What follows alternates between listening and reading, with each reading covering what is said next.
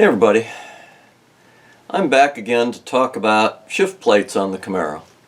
Those of you who've been following things know that I've had this apart several times. The flag that's in here doesn't like to line up. And this is a reproduction part that I bought online. It's never been right from the get-go. I've made several repairs in the back here. You can see there's hot glue, there's a rivet, but this slider piece here, this black piece, it's distorted and kind of mangled, and frankly I think the answer is that the material isn't right. It's not stiff enough to do the job. So what I decided, I also did contact where I bought it, and it's been a year and a half, and they just sell it, they didn't make it. So my quality concerns, they accepted my concern, but they couldn't do anything about it. And I'm not going to push it. Like I said, it's been a year and a half or more since I purchased it, and you live and learn. Also, this isn't the right one for my 85, and it's similar, but the 85 actually the 85 has one that doesn't have a moving flag. The lever is just next to the letter, and as you shift up and down, you just look at where the lever is, and as you go back, you pick the one that lines up. It's many GM cars, as time went on, they got rid of the flags because they were just really difficult to line up, and they really most people, again, if the shift lever is next to R, you're in reverse. It doesn't have to have a red flag or an orange flag in it. So my decision is I'm going to keep this part for now while I look for one that's correct for the car, that's in nice shape. What I'm going to do here in a few minutes is I'm going to disable this, and you can watch and see how I do that. And then I'm going to go put it in the car and see how it looks. And for those that wonder,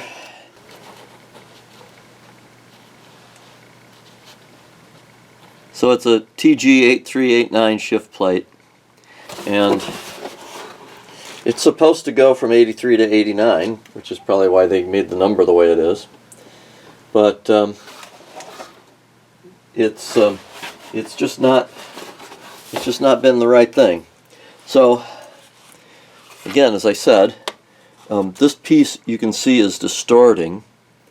It's not flat anymore. And I had hot glued this. This is the piece that drives the flag. But what happens is when the shift lever's through here and it's pushing down, particularly when you go to second or first gear, it pushes this piece down and pushes it out of the slot. So anyway, that's what I'm going to try. Let's see here. I've got an 1/8 inch drill bit. I'm going to try to drill out my rivet without hurting anything. And it's going to start spinning, so I better grab a hold of it here.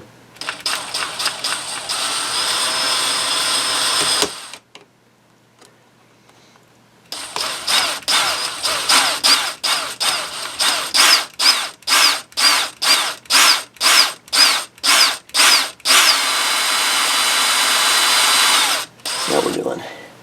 Not yet, but getting there.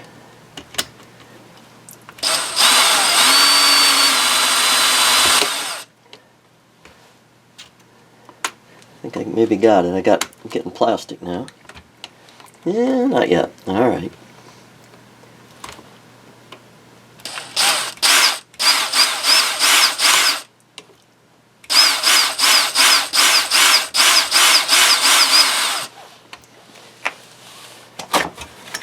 See if that's enough. It's an 1/8 inch blind rivet, and so normally when you do that, if it's 1/8 of an inch, you use an 1/8 of an inch drill and work its way out. Now that took the head off of it, and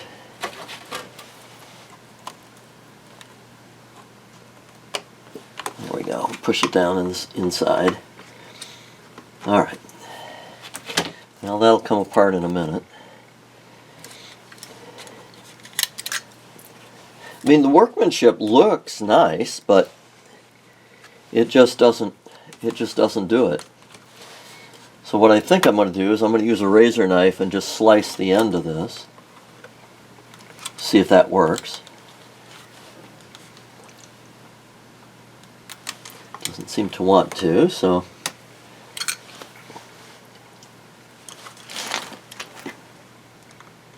try it this way.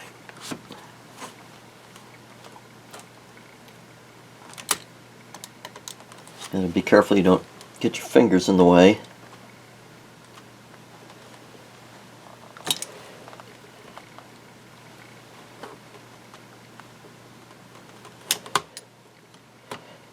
There it goes. Starting to go.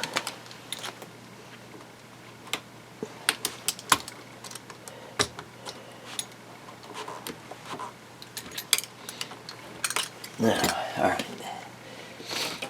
I could probably be, since I've made a decision which way I want to go, I could probably be a little bit more forceful about it. But my preference is to always, I would just say, do as little damage as possible. So now that I've got this open, there goes the pop rivet. This is the piece that was in there. And you can see, I mean, there's a little ratcheting mechanism.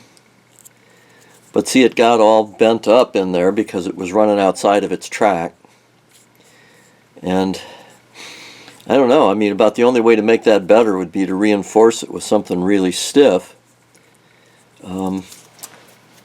But for now, let's knock the goodies out of there. Alright, so that's the sliding piece that the shift lever runs in. Normally goes back and forth. This is the piece that drives the flag. I could just cut the whole thing out of there perhaps, but my thought was to take this all the way back to the back. Let's see if I can get far enough. You know, if my shift lever gets down to 1, am I far enough? And it looks like if my shift lever gets down to 1, I'm pretty good. So what I think I'm going to do is I'm going to pin this flag all the way to the bottom with another pop rivet. So the flag is still in there. It just won't be able to do anything because I'm going to drill a hole in here and put a pop rivet. You could probably do the same thing with a sheet metal screw. Let's see how this works. Let's get a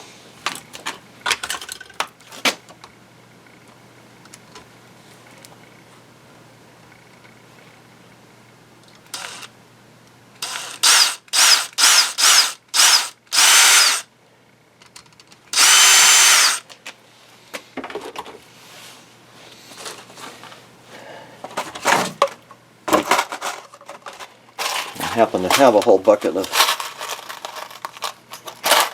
blind rivets here. They're not pop rivets, they're a different brand, Arrow, I think. And we'll stick that in there, like so. Get her lined up here with the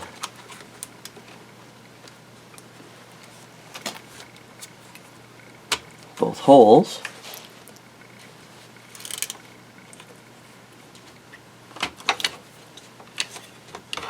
Come on. My rivet gun is starting to get not so good in its old age. I've had this one for a long, long time. Come on. It's supposed to take another bite. Just you got to keep going until the stem breaks. There it goes.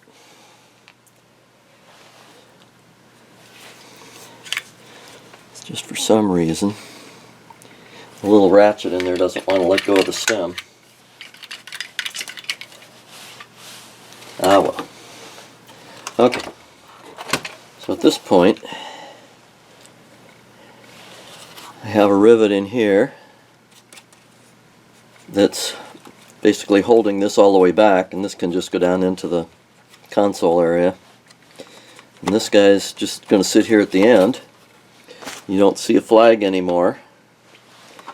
The shift lever should be able to get all the way down here to the bottom without any trouble. Get next to the one.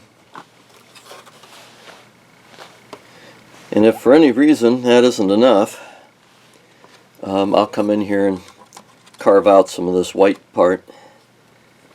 But this seems to me to be the easiest way to keep from, disable the flag without it accidentally popping up in here and getting in the way.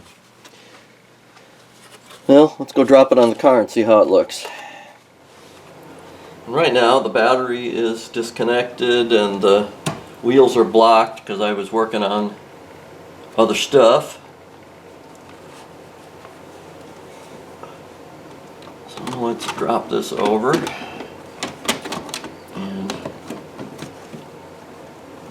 and in place,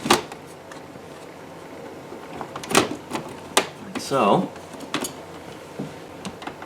Run the screws in here.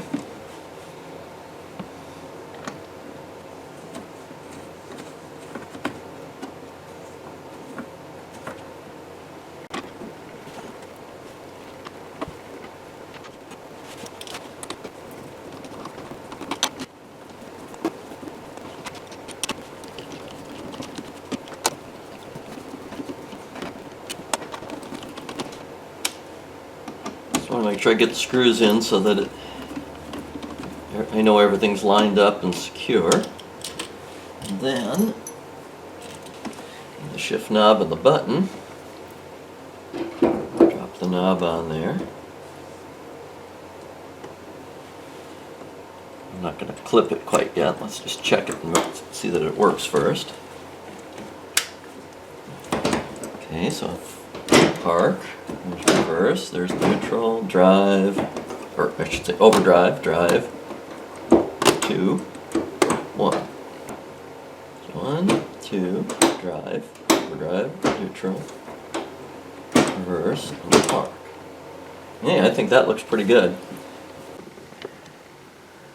Okay, so there's the plate installed, and the radio now that it's recessed in as far as it can go and has a flush mount. That looks pretty nice. But anyway, back to the plate. I'm going to kind of do it this way. Try to get you a good look, see? So park, there's reverse, neutral, overdrive, drive, 2, and 1. And 1, 2, drive, overdrive, neutral, reverse, and park. I think it lines up just fine. I'm going to know, that's overdrive. Just like so.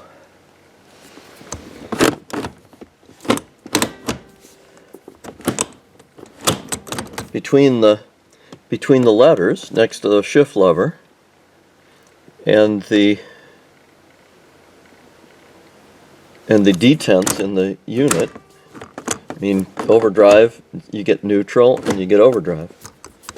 Yeah, I think that's fine. And in the meantime, I'm going to start looking for a replacement that matches the old one. But for now, this looks nice. It functions. It's really a problem when the flag doesn't match where the lever is. And I mean, I was letting others, I had my son drive in this car a little bit last, he'd borrow it and go to the store. And, it was a confusion for him when things didn't line up. So, flag's out of the way, we'll run it this way and see how it goes. That's all for now.